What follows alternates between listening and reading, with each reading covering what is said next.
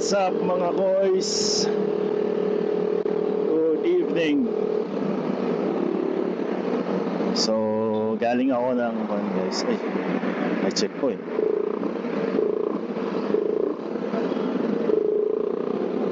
Okay, hindi naman tayo stop, so okay lang. So again, saan nga ba ako? Nakalimutan ko na. Na-distract pa tayo ng checkpoint guys. Galing ako ng Cassiopeia kasi isa yun sa mga office ng mga kliyente ko sa trabaho ko. Kaya andito ako sa Bulwa ngayon. And napag-isipan ko na gawin ko na lang din ng content yung pagpunta ko pa uwi galing from here. So isa sa mga napag-iisipan kong i-discuss natin guys, ano nga ba ang mas magandang bike as panimula or as a beginner?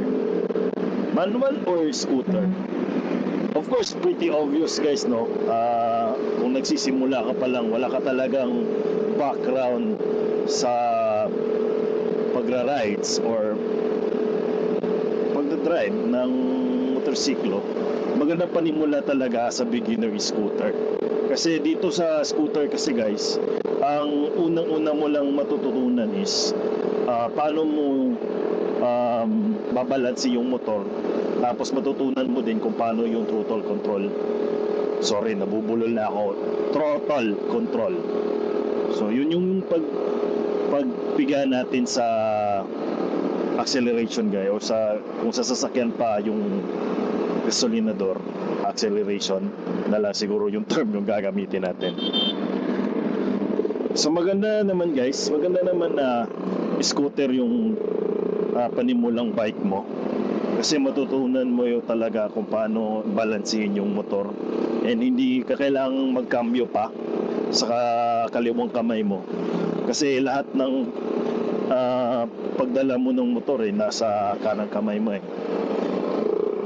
Yung gagawin mo lang is gain mo lang yung silinyador para tatakbo ka na or makatakbo ka na. Then apart from that, sa scooter kasi guys, mas relax. Lalo na pag nasa city driving ka lang na sobrang traffic. Though hindi ka naman matatraffic kasi motor ka, pero there are instances talaga pag sikit-sikit na, like yung traffic na talaga, tas na traffic pa yung mga motor. So hindi ka na kailangang mag-cambio pa to neutral or kaya kailangan mong i-hold yung clutch mo. Kasi sa scooter wala brake lang. Yun lang brake, tapos wala. Pag go na, pihit ulit mo yung silinyador. Meron ding advantage yung mga marunong ng mag-manual, no? Kasi ako, to be honest guys, nagsimula ako sa semi-automatic na motor. Meron akong Smash dati nung way to 2016. So semi-automatic yun.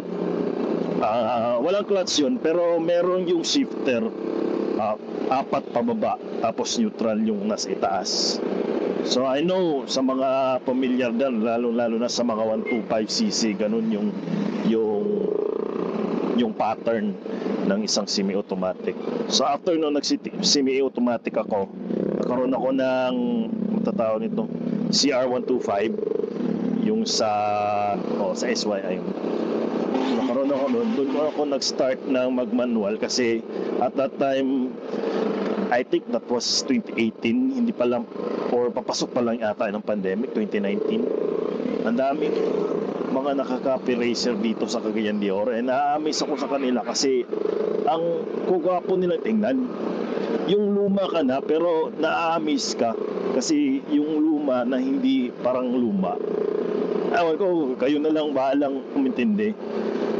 Basta yung vintage look na na-amaze ako, kaya doon napag-decide ko na kailangan ko matutong mag-manual kung gusto ko magkaroon ng isang classic bike. So naging first manual bike ko guys is yung SYM na CR152. After that, medyo nabibitin ako sa power ng motor na yon. Nag-jump ako sa Raider, guys. Unang-unang Raider ko is yung carb. Tapos after nun, nag-FI ako. Then, yun. Before pala ako nag-Raider, meron akong CB 150 dati na black. So, after nun, nung naka-CB 150 ako, doon ako nag-jump ng Suzuki Raider.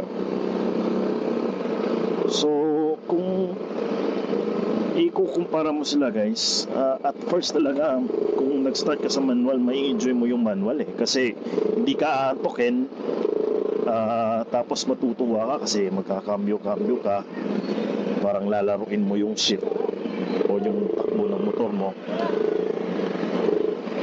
lalo na ang papasok ka ng mga corners or going uphill ka.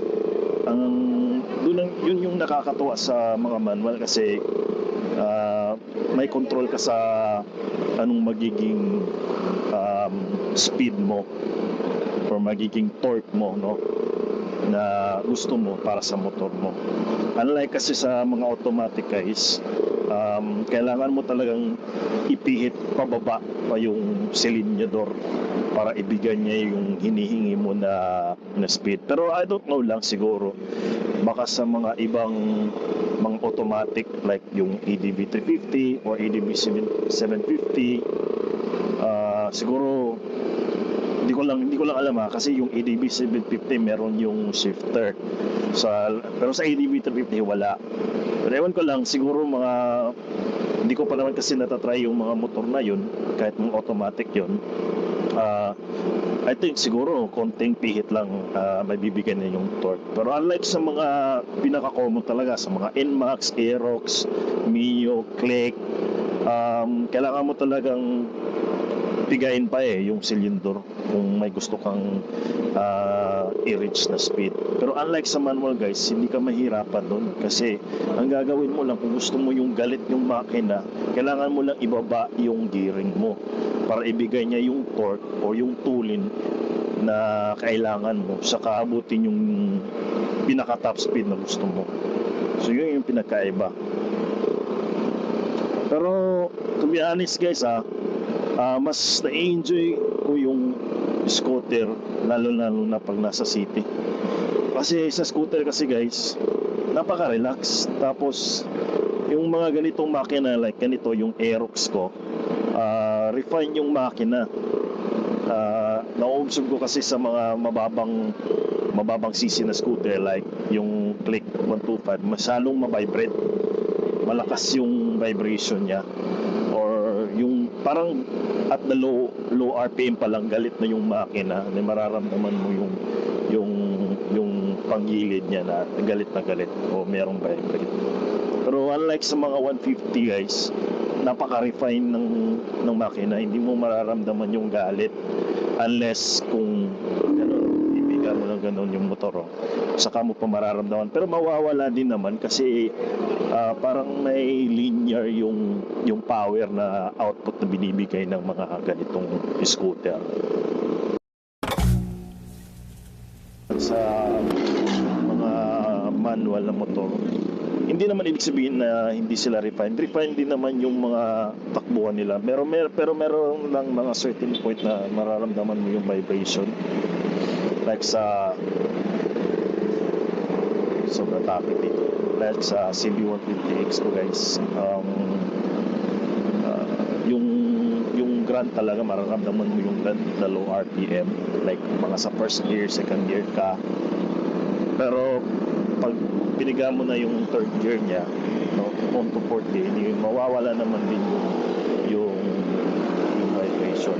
Pero yung vibration naman is tolerable vibration. Parang yung vibration lang is mararamdaman mo na yung galit ng makina. Especially pag going uphill ka, guys. Mas maganda kasi yung may mararamdaman kang makina or prete yung machine.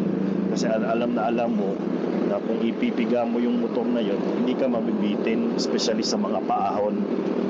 So for me, medyo okay lang sa akin yun na ganun yung approach ng makina ng mga Honda sa 150cc category nila.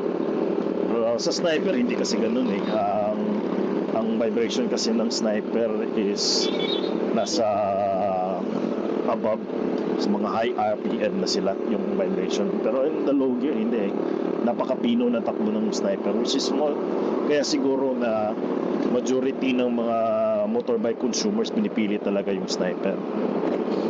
Pero out of the topic, guys, kung kayo tatanungin ko, ano yung pipiliin nyo as a beginner bike?